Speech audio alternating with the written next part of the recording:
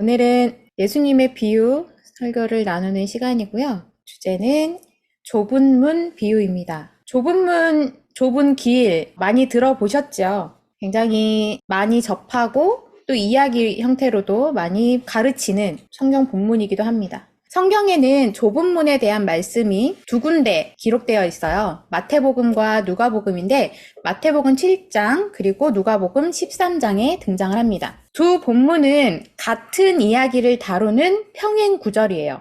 그런데 마태복음의 기자가 강조하는 그 강조점과 누가복음의 기자가 강조하는 강조점이 미세하게 차이가 있어요. 이는 각 복음서마다 기록 목적과 또 대상이 다르기 때문에 같은 사건이라도 조금은 다른 시각과 관점을 가지고 기록되기도 하기 때문이죠. 오늘은 두 본문을 함께 살펴봄으로써 본 비유에 담긴 복음의 메시지가 무엇인지를 알아보도록 하겠습니다. 마태복음 7장 13절 14절 좁은 문으로 들어가라. 멸망으로 인도하는 문은 크고 그 길이 넓어 그리로 들어가는 자가 많고 생명으로 인도하는 문은 좁고 그 길이 협착하여 찾는 자가 적음이라.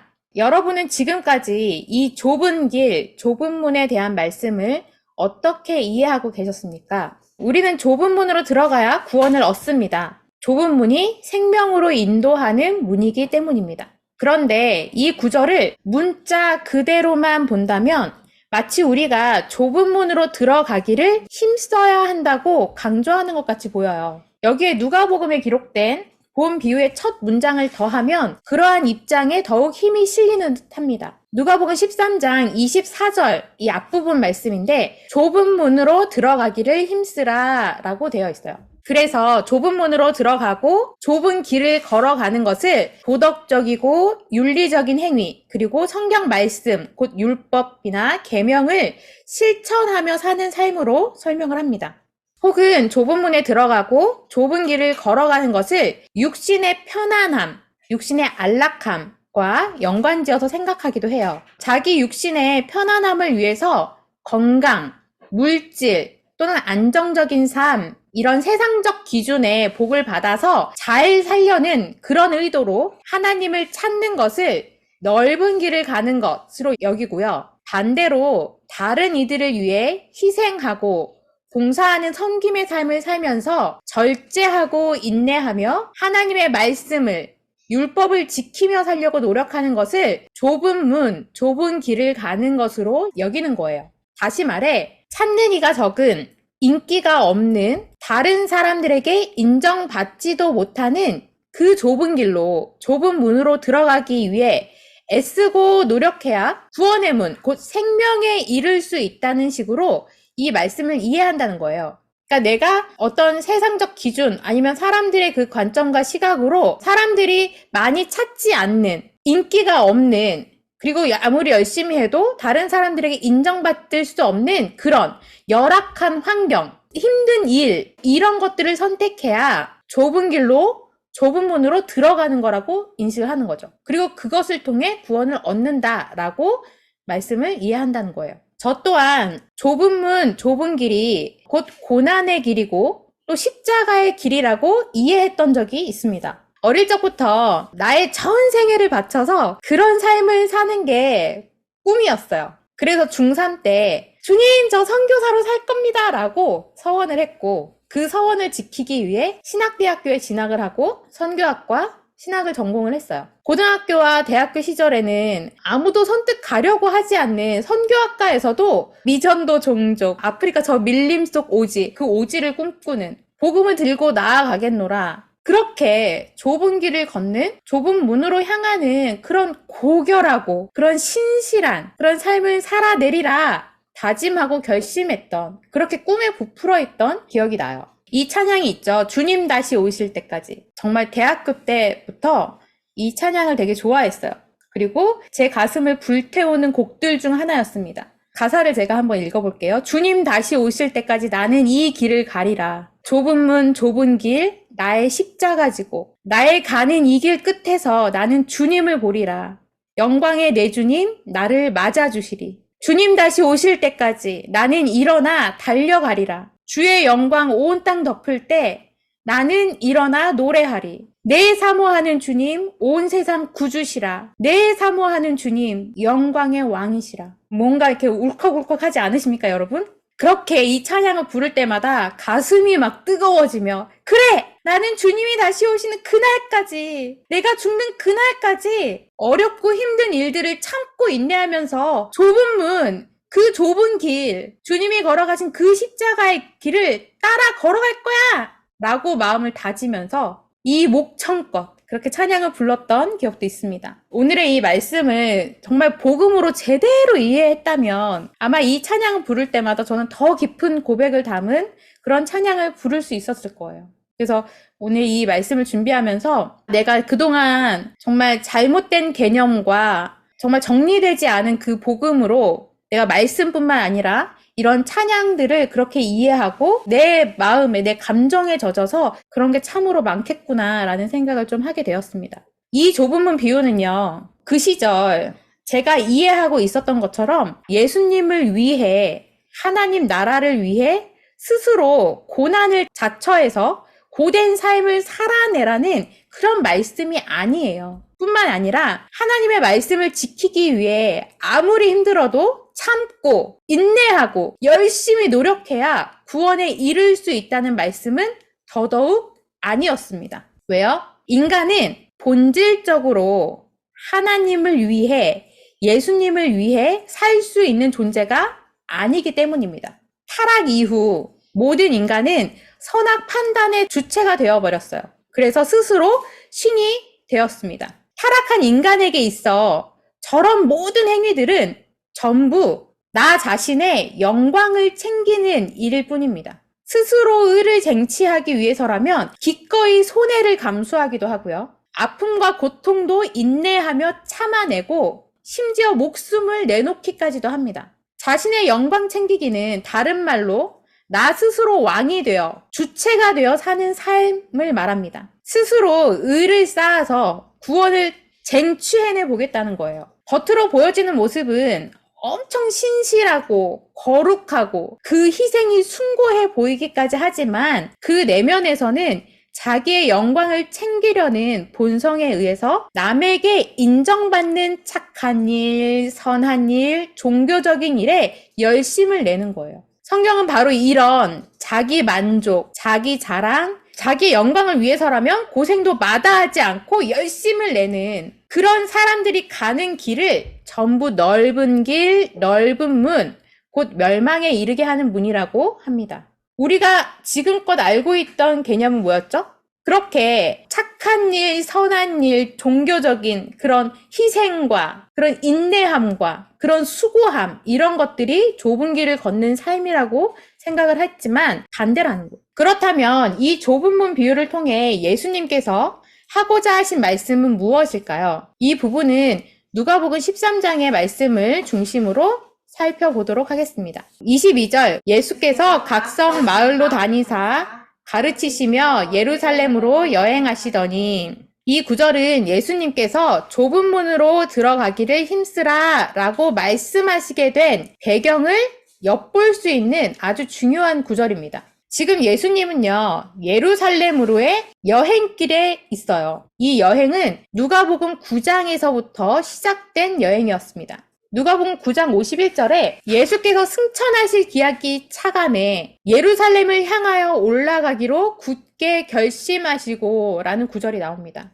여기 언급된 승천하실 기약이 차감해, 이 구절은 예수님의 십자가 죽음과 부활, 곧 메시아적 구속사역을 내포하고 있는 표현이에요. 제가 여행이라고 표현을 했지만 보통 여행은 쉼이 있고 안식이 있고 여유가 있는 그런 여행이잖아요. 근데 그런 일반적인 여행이 아니었어요. 예수님이 지금 하고 계신 이 여행은 예루살렘, 곧 갈보리 언덕을 향한, 십자가로 향하는 여행이었어요.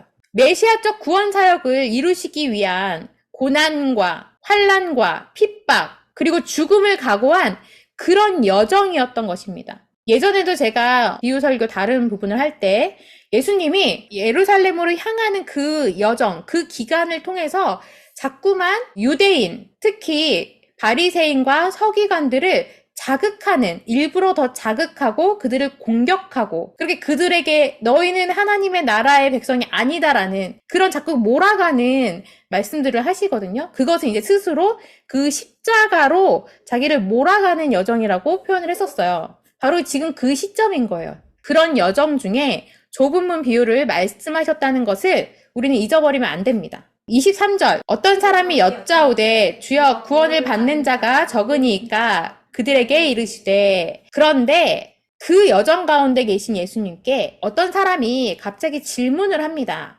주여 구원을 받는 자가 적습니까? 이 질문을 한 사람은 바리새인 혹은 정통 유대인이라는 입장이 대부분의 학자들의 견해예요. 이 한 유대인이 예수님께 질문을 한 거예요. 그런데 정말로 궁금해서 질문을 한 게 아니고요. 다른 의도가 담겨있는 질문이었습니다. 과연 무슨 의도였을까요? 이 본문 외에도 바리새인이나 서기관들은 종종 공개적인 자리에서 예수님께 질문을 했습니다. 그런데 정말 순수하게 궁금해서 아니면 복음을 잘 이해하고 싶어서 하는 질문이 아니고요. 예수님을 시험하기 위해서 또 어떤 꼬투리를 잡아서 예수님을 곤경에 빠뜨리기 위한 질문들이 대부분이었어요. 지금 이 질문도 다분히 그런 불순한 의도가 담긴 질문이었던 거예요.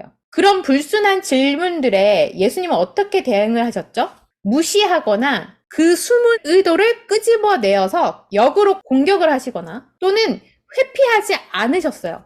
오히려 그 질문을 빌려서 복음의 핵심을 설명하는 계기로 삼으십니다. 오늘 이 질문도 마찬가지라는 거죠. 이러한 시각에서 이 질문을 다시 보겠습니다. 주여, 구원을 받는 자가 적으니까? 이 질문은 구원을 받는 자가 얼마나 되는지, 자신은 과연 구원을 받은 자인지 아닌지, 이런 것이 궁금해서 한 질문이 아니었어요. 예수님으로부터 그 질문 자체의 답을 얻기 위한 질문이 아니었던 거예요. 그러면 무슨 의도로 질문을 한 걸까요? 이 질문에는 한 가지 전제가 숨겨져 있습니다. 바로 나는 유대인이니까 당연히 구원을 받았다라는 전제가 그 밑바탕에 깔려있는 질문이었던 거예요. 당시 유대인들에게 있어 이런 인식은 매우 보편적인 것이었습니다. 꿈에라도 자신이 구원받지 못할 거라는 생각은 단 한 번도 해본 적이 없는 그들이었어요. 꿈에라도 상상도 하지 않았어요. 자신들이 구원받는 것은 지극히 당연한 것으로 여겼습니다. 누가요? 유대인들은. 어떻게 그럴 수 있었을까요? 그들은 율법을 철저히 지키며 살고 있었고 무엇보다도 자신들은 아브라함의 후손이기 때문에 혈통적인 후손이었기 때문에 이런 생각을 갖고 있었다는 거예요.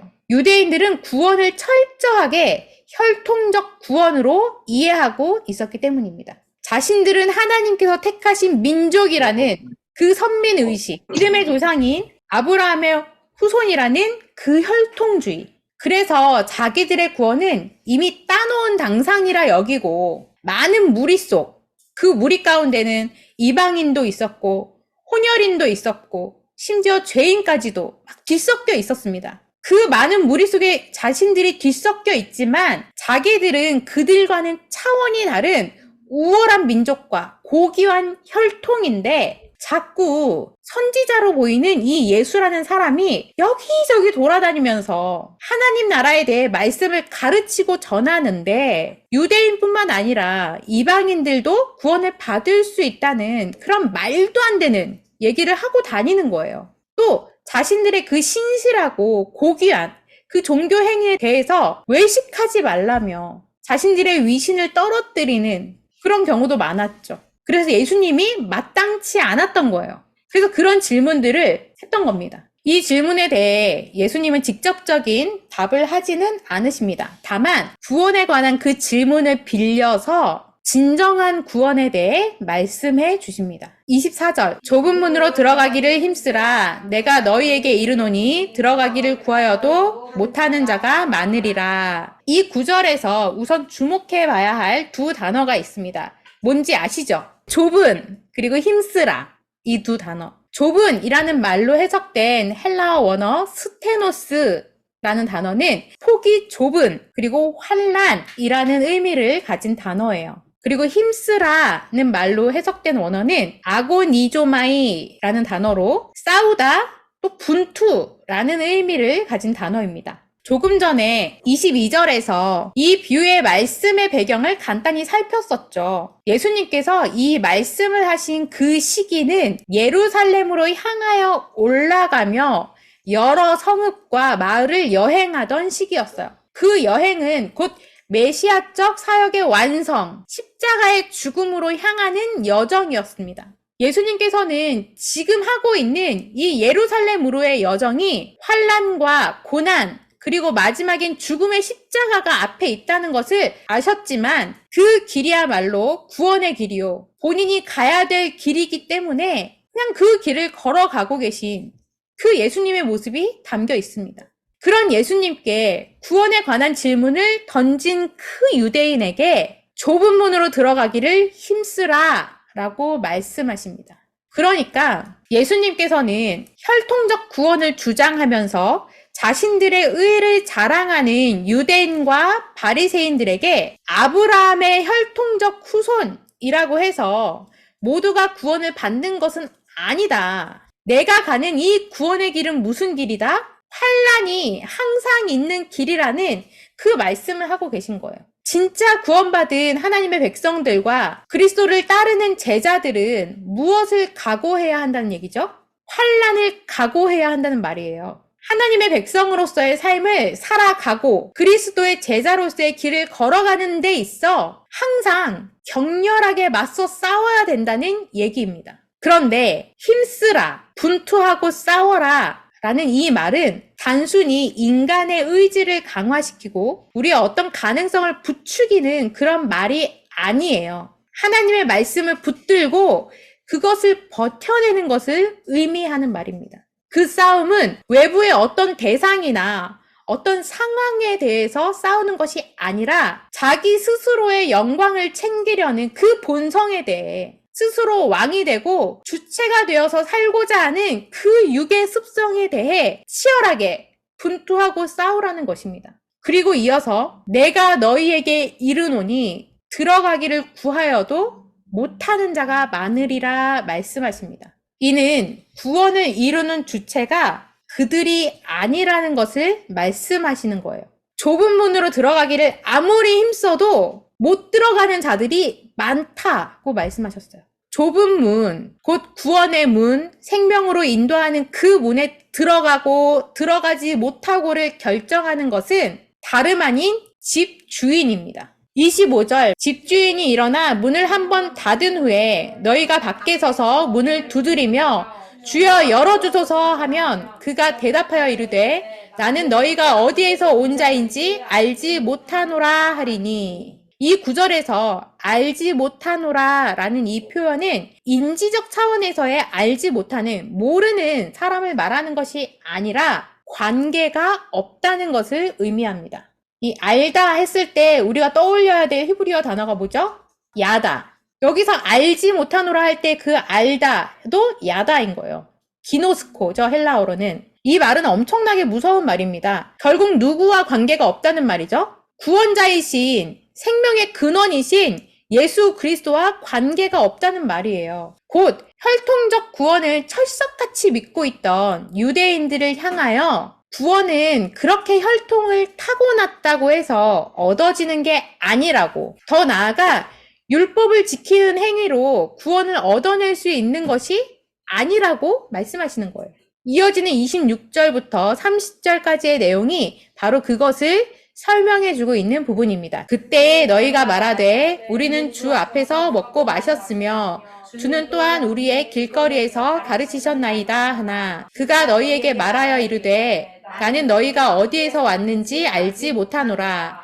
행악하는 모든 자들아 나를 떠나가라 하리라. 너희가 아브라함과 이삭과 야곱과 모든 선지자는 하나님 나라에 있고 오직 너희는 밖에 쫓겨난 것을 볼 때에 거기서 슬피 울며 이를 갈리라. 사람들이 동서남북으로부터 와서 하나님의 나라 잔치에 참여하리니 보라 나중된 자로서 먼저 될 자도 있고 먼저 된 자로서 나중될 자도 있느니라 하시더라. 이 구절에서 아브라함과 이삭과 야곱과 그리고 모든 선지자는 하나님의 나라에 있는데 그 다음에 오직 너희는 밖에 쫓겨난 것을 볼 것이다. 그리고 슬피 울며 이를 갈리라. 이 말씀을 유대인들이 들었을 때 그들의 심정은 어땠을까요? 아까도 얘기했듯이 꿈에라도 상상으로도 한 번도 자신이 구원받지 못했다는 것을 생각해 본 적이 없는 그들이에요. 그런 그들에게 예수님은 대놓고 이렇게 얘기하십니다. 넓은 길을 걷는 자, 넓은 문으로 들어가는 자들은 자신들의 혈통과 행위들을 앞세워 막 늘어놓으면서 자신들의 구원의 그 당위성을 주장합니다. 그런데 예수님께서는 그런 그들의 구원의 당위성을 완전히 깨뜨려 버리십니다. 그들이 말하는 아브라함과 이삭과 야곱의 후손이라는 그 혈통주의도 하나님께서 선택하신 민족이라는 그 선민의식도 그들이 목숨 걸고 지켜내려고 애쓰던 율법적인 종교적인 행위도 주님과는 아무 관계도 없다고 하시면서 그들을 행악하는 자들아 라고 하시면서 그들의 모든 행위를 부정해 버리십니다.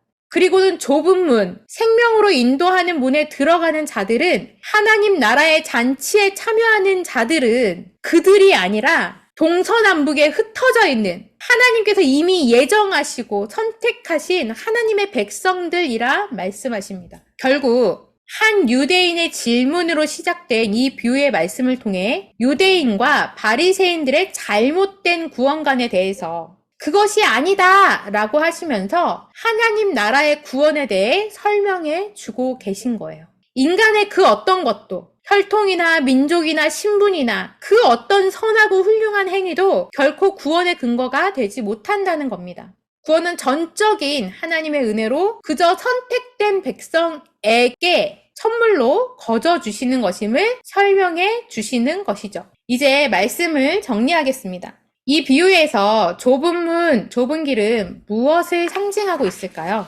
말씀 두 구절, 요한복음 10장 7절과 14절 6절의 말씀입니다. 그러므로 예수께서 다시 이르시되 내가 진실로 진실로 너희에게 말하노니 나는 양의 문이라. 예수께서 이르시되 내가 곧 길이요 진리요 생명이니 나로 말미암지 않고는 아버지께로 올 자가 없느니라. 아멘. 바로 예수 그리스도가 좁은 문이고 예수 그리스도가 좁은 길입니다. 그래서 예수 그리스도의 은혜를 모르고는 절대 좁은 길, 좁은 문, 생명으로 인도하는 그 문으로 들어갈 수가 없습니다.